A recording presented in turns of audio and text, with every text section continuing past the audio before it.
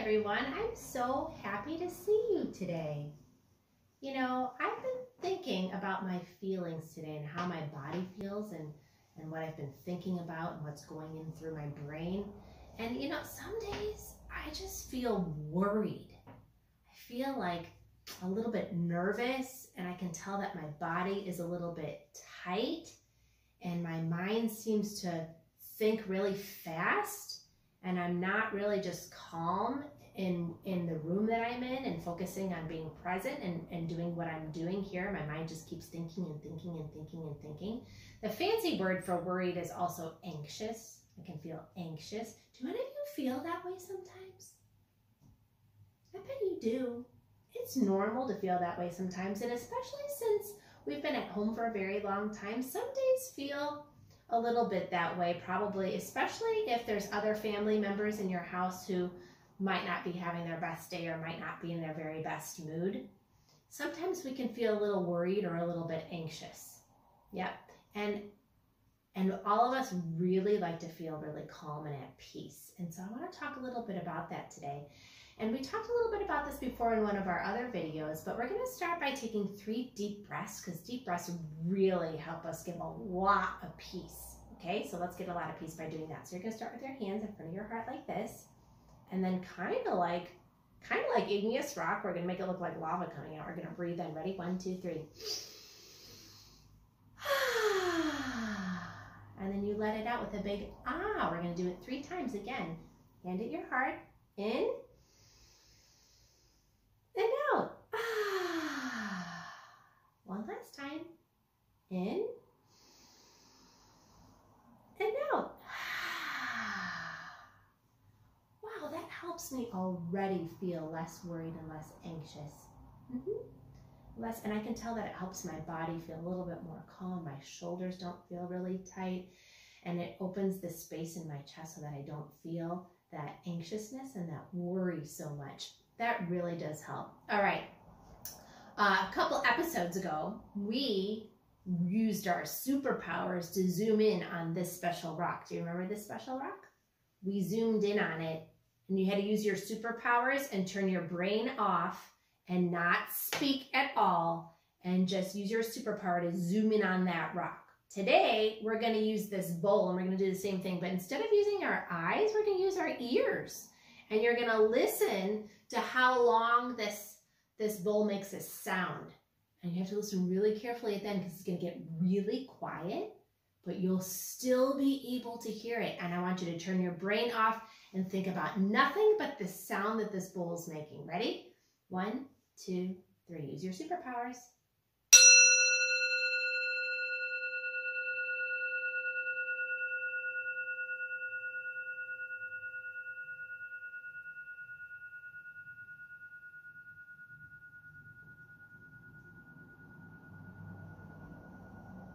Whoa, I even can still hear it just a teeny tiny bit. I don't know if you can still hear it too.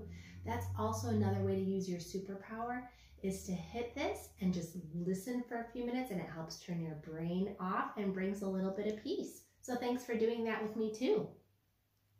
You know, I have a great story that I want to read to you. And since we've been learning about rocks, this is a book about a rock that has a lot of feelings. So I want to read this story to you so you can think about how this rock, what he does to help him with his different feelings that he has. It's called Ishi.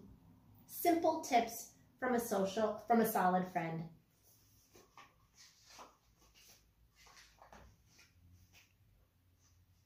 It says how to use this book. Number 1, enjoy the book. 2, choose happiness. 3, share your happiness. 4, pass Ishi to a friend. 5, enjoy their happiness. About this book. Stinky days, we all have them. After having one too many, I found Ishi. Ishi became my rock. Ishi gave me some tips. Simple tips. Tips that made me happy. I hope they make you happy too. Here's Ishi. Do you see him? There he is. You see Ishi? Ishi means rock in Japanese. His birthday is February 16th. His place of birth is Kanagawa, Japan. His zodiac sign is an Aquarius. He's an Aquarius. His height is 1.77 inches. He weighs 3 ounces. His Facebook page is facebook.com/IshiTheRock. His website is ishitherock.com. He's got his own Facebook site and website. That's crazy. When something feels impossible, I sleep and rest. And then I try again the next day. I do that too. If something feels really hard, I'll just get some rest and I try it the next day. That is good advice. When I feel bottled up, I move my body, run, swim, and climb a tree. You know, I have been hearing from some families that kiddos don't feel like going inside. They're all bottled up inside the house. And they're like, oh, I don't go outside. And you want to know what? If you feel bottled up, even though you don't feel like it, once you get out there, it's really good for you. So make sure you're getting outside every single day.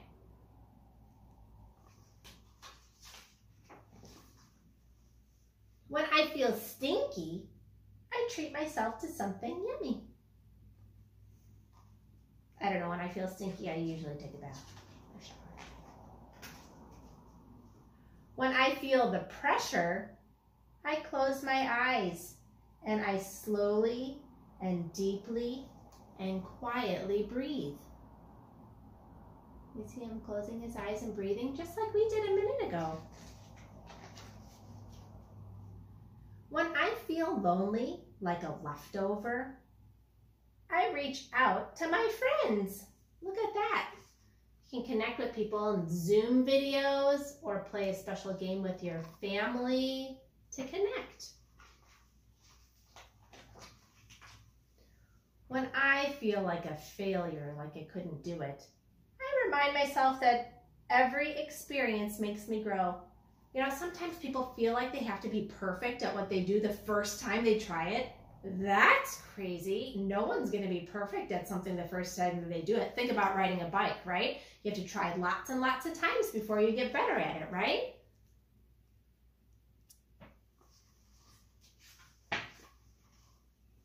When I feel like I just need a break, I take a break. That is a really important skill to know. Sometimes people don't realize when they need a break and they're getting really cranky and they're not speaking very kindly to their family or to other people, and they just really need to know that they need to take a break. And that's a really smart thing to do. When I feel like I'm the only one who's different, I remind myself that everyone is different. That's the cool thing about everyone, is we're all special and unique in our own ways.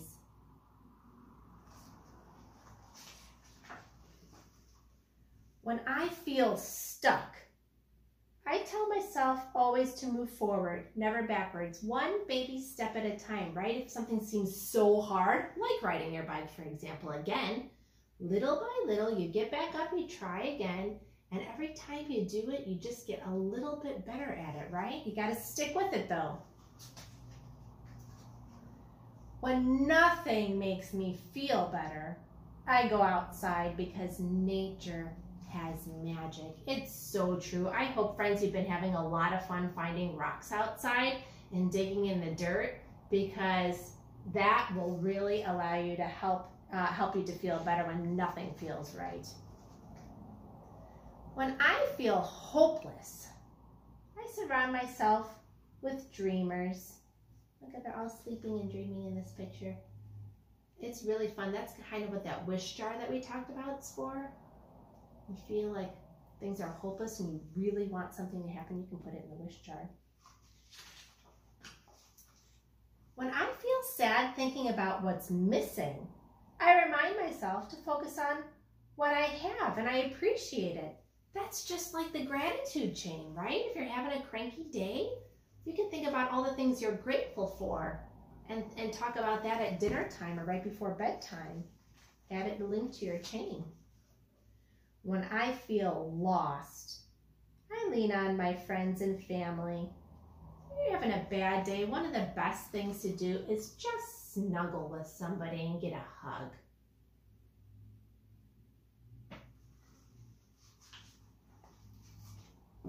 When I feel empty, I give. A lot of people don't realize it, but that's one of the best ways to feel better, is to give to someone else. And giving can be lots of different things. It can be picking up all your toys in your room. That's a way to give to your mom or your dad or your family. Giving can be helping making the meal or make dinner one night with your family, or helping to clean the dishes after dinner. That's a way to give back to your family. And if you're feeling badly, actually giving will help you feel really good. When I feel unhappy, I smile. Happiness will follow. It's true. Smiling is always a good way to feel good, to bring some happiness into your life. Happiness is a choice. It's true. Sometimes we just don't feel happy though, and that's okay too. You're allowed to not feel happy all the time, and when that's the case, you can just take a break, and that's okay too.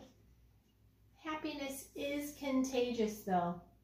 If you're feeling happy and you're in a good mood, it sure does make everyone else around you feel that way too. And that's something really important to remember. Pass it on, it says. Pass on that happiness.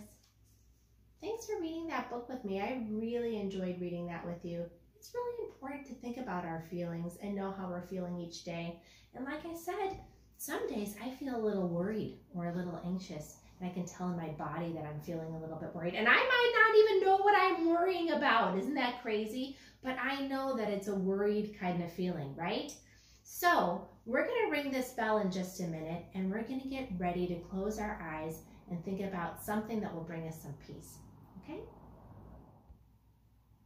So friends, I have this bowl here again, and I want you to use your superpower to be able to listen to it. But this time you're going to use your eyes and you're going to use your ears. We're going to focus in on this beautiful heart. Last time we focused on a rock. This time we're going to focus on this beautiful heart in just a minute. And you're going to focus in on that heart while you listen to this bowl sound and see how long you can hear it, because it lasts a really long time, okay? And when you're listening to it, I'll tell you to close your eyes at one point, all right? All right, here we go. Ready?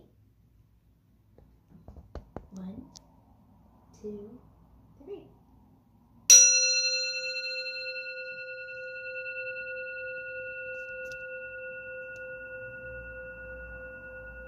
Focus in on that heart and turn your mind off.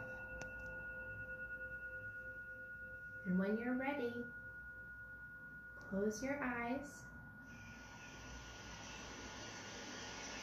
And at this moment, I want you to imagine that you're right beside a little stream with these beautiful river rocks all lining the stream.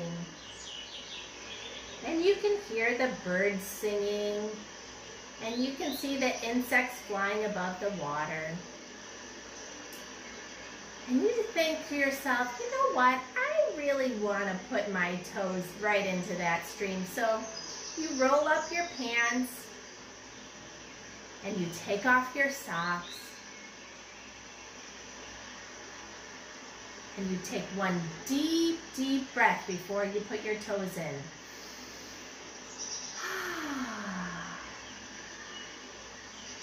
And in go your toes. Can you imagine the cold, cool water rushing over your toes in that babbling stream? The water is moving gently and calmly over your toes. You can feel the smooth river rocks underneath your feet. And you move them around gently to feel those rocks. They feel a little cold too. And as you sit there with your feet in that stream, your eye notices this bird looking at you. I wonder what that bird looks like. In your mind's eye, I want you to think about that bird. What color is it? Is it big? Is it small? Oh my goodness, you can tell it wants to be friends.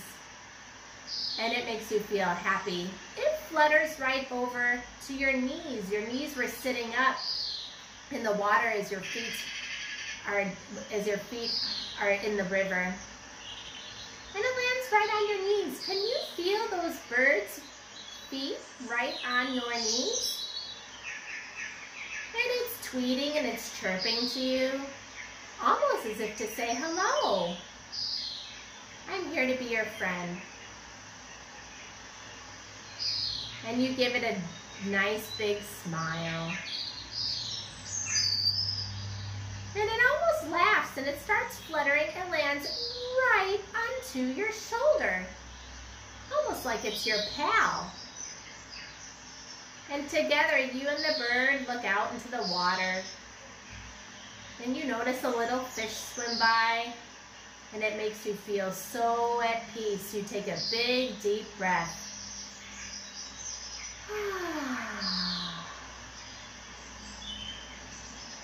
And you feel that bird right on your shoulder, keeping you company. You can feel the warmth of the sun right on your face. And that bird, you can tell he's your friend. He's there to keep you company. That silly little bird all of a sudden flutters up and he lands right on your head. Right on the top of your head. And you see him sit there almost like he's perching, like he's sitting in a nest. And he loves sitting right there. And you take one last deep breath with him. And he flutters away. You're so grateful to be able to watch the birds and feel the water on your toes.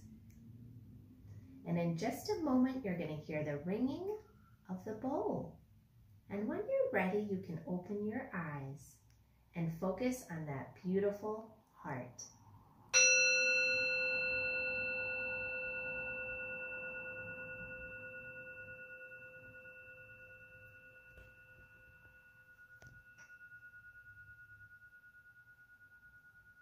Friends, thanks for doing that with me. I really had fun thinking about the bird that was a friendly visitor while we were sitting along the stream, and I loved looking at those beautiful rocks, those river rocks, the water flowing by our feet. It helped me to feel a lot less worried, didn't it? And I know that if you're having a day where you're not having your best, not being your best self, you can close your eyes and you can think about that bird coming to visit you and taking some deep breaths with that bird, sitting right on your shoulder and being your pal. Okay? Thanks for doing that with me. You know, I had my son, I got these for my son a long time ago. They're called worry dolls.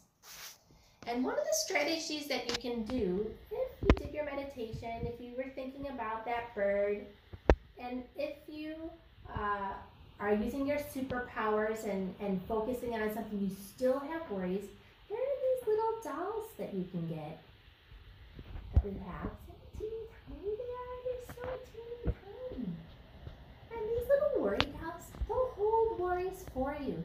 You can whisper a worry to them and put them right in the container. And then the worries stay in there and you don't need to worry about them anymore. So I'm going to share some worries with this doll. I'm going to put in there.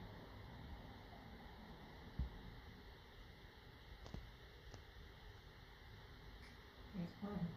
I don't even worry about it anymore. I'm going to do another one. I hold on to them.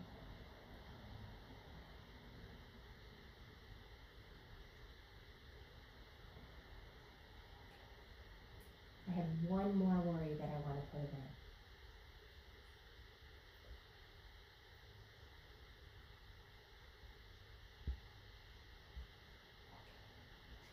And I'm going to put the rest of my worry dolls in here, and I'm going to put the lid on it.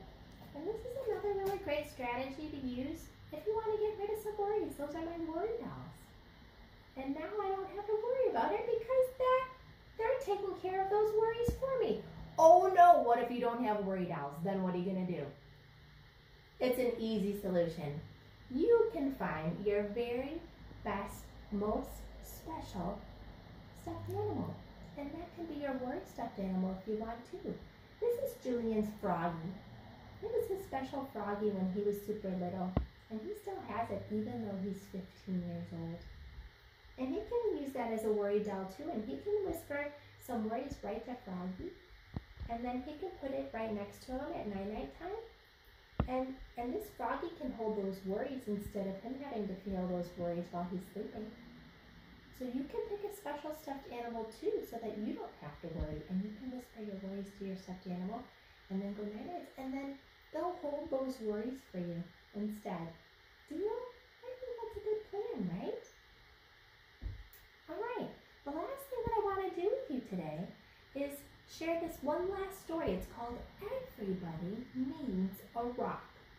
And it was written by a Native American. That's super cool story. I love the illustrations, and which mean the pictures. It's fancy word for pictures.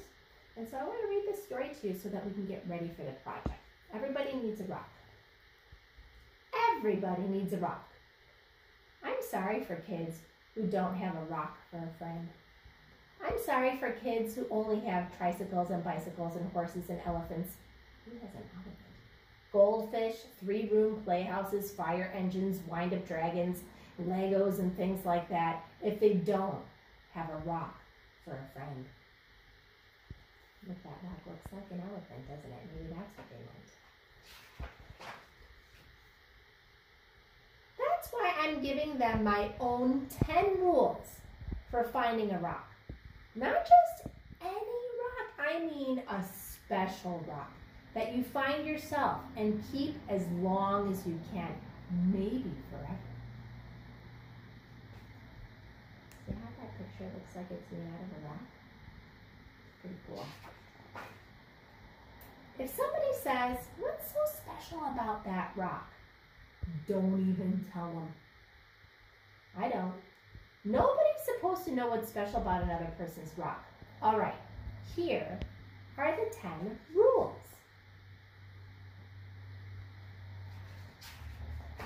Rule number 1, if you can, go to a mountain made out of nothing but 100 million small, shiny, tiny, beautiful, roundish rocks. But if you can't, any place will do, even an alley, your backyard, a sandy road, in your garden, you can go anywhere. Well, that's an easy rule. Rule number 2, when you are looking at rocks, don't let mothers or fathers or sisters or brothers or friends talk to you. You should choose a rock when everything is quiet. Don't let dogs bark at you or bees buzz at you. But if they do, don't worry. The worst thing you can do is go rock hunting when you are worried.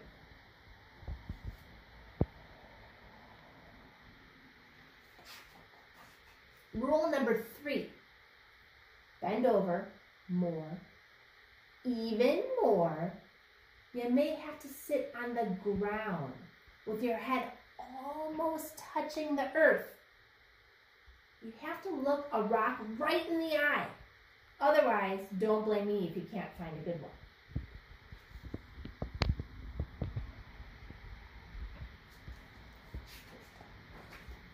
Rule number 4, don't get a rock that's too big.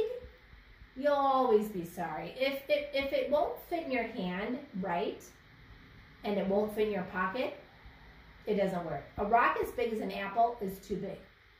A rock as big as a horse is much too big. Fit right in your hand, and you should be able to put it in your pocket. That's rule number 4.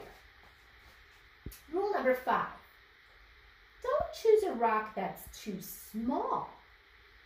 It will only be easy to lose, or a mouse might eat it. Thinking that it is a seed. Believe me, that's happened to a boy in the state of Arizona. So it can't be too small because it can get lost, or a mouse might eat it. Which would be crazy. Rule number 6, The size must be perfect. It has to feel easy in your hand when you close your fingers over it. It has to feel jumpy in your pocket when you run. So you gotta practice all that stuff. Some people touch a rock 1,000 times a day. There aren't many things that feel as good as a rock if the rock is perfect.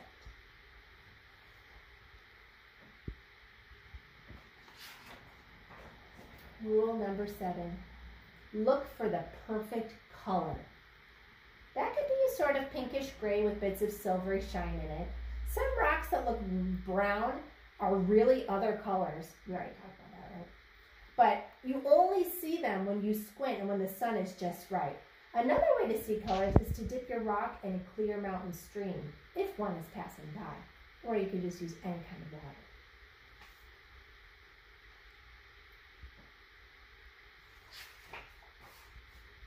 Rule number 8, the shape of the rock is up to you.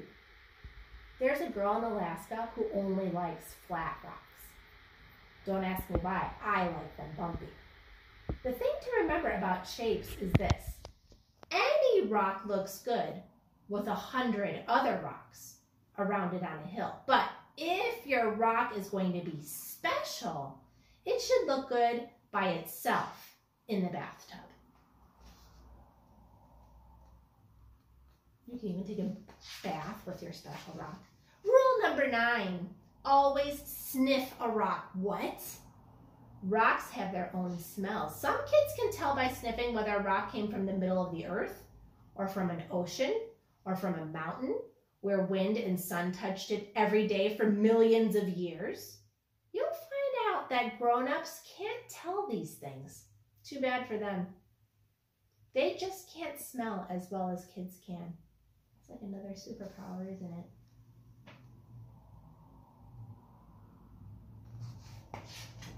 All right, rule number 10, don't ask anybody to help you choose. I've seen a lizard pick one rock out of the desert full of rocks and go sit there alone. I've seen a snail pass up 20 rocks and spend all day getting to the one it wanted to. You have to make up your own mind. You'll know.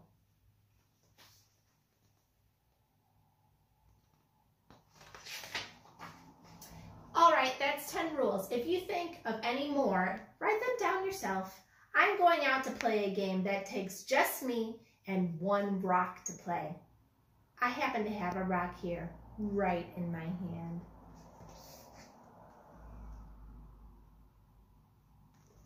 So friends, thanks for reading that story with me. I wanted to share with you my special rock that I love so very much. Sometimes I keep it in my pocket. This is my special rock. I like it because I like rocks that are smooth. I also like it because it's a pretty color. It's almost like when you hold it up to the light, you can see through it. Can you see that? I don't know if you can see that. It's almost like it's see-through, but then it's colorful at the same time. And on one side, it's a little rough. So I like that. On one side, it's smooth. On one side, it's a little bit rough. And I like that it shines light through it really easily. And sometimes I just hold it in my hand. And if I'm feeling worried or I'm not having a great day, I can hold it and it makes me feel more calm. I can play with it in my hands. I can put it in my pocket. And it's my special rock. So that's your project for today. You're going to follow the 10 rules and everybody needs a rock, and you are going to pick a very special rock for yourself. Okay? And if you're feeling worried or anxious, and you can tell that your body's kind of tight and you need a break, remember there's lots of things that you can do. You can play with your one special rock and hold it. You can use your superpowers and focus on one special thing for a long time. You can close your eyes and think about the stream and dipping your feet in the river rocks with the water running over your feet, and you can imagine that little bird friend that likes to sit on your head and on your shoulder and keep you company. You can even whisper your worries to some whisper dolls or a stuffed animal. so they can hold your worry for you and you don't have to worry so much. Okay? So those are all some really good strategies to use when you're feeling a little worried. And rocks really do help. So thanks for reading those 2 stories with me today, and thanks for tuning in. I'll see you guys soon, and I'm sending all my love.